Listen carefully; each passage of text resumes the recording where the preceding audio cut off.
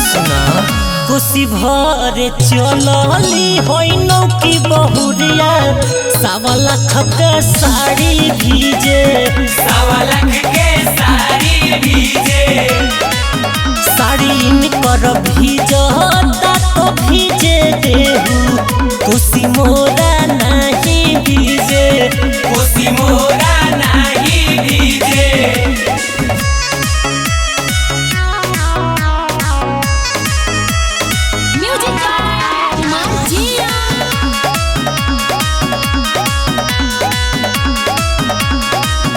अरे काहे पीछू अइलू हमर धनिया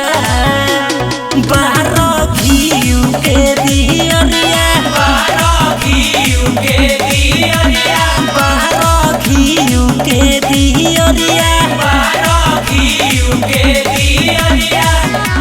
तो सुनी हमरा कहना सुनिए बालम जी बांधिया पाना अच्छा माथे पियरी पगरिया माथे पियरी पगरिया माथे पियरी पगरिया माथे पियरी पगरिया ले ली बबुआ के गोदी ना तो लागे जी अचरा खींचे जी खींचे बुझनी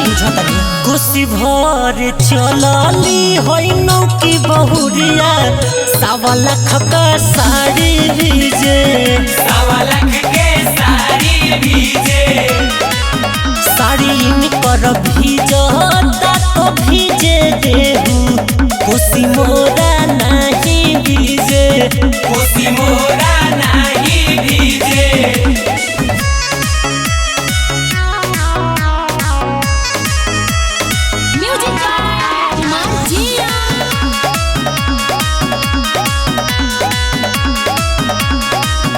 अरे फूल से सजाओ हाली दौरा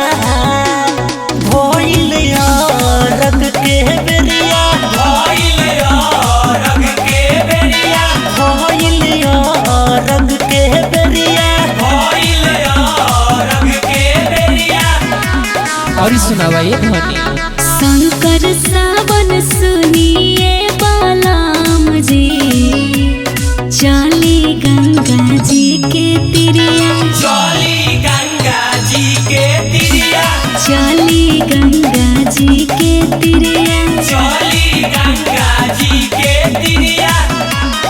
आमा जी देखी खाड़ पानी गंगा जी के बीचे हो बीचे खुशी भर चलली होइनो की बहुरिया 1.25 लाख का साड़ी भीजे 1.25 लाख के साड़ी भीजे साड़ी में कर भीजता तो भीजे देहू खुशी मोरा नहीं भीजे खुशी मोरा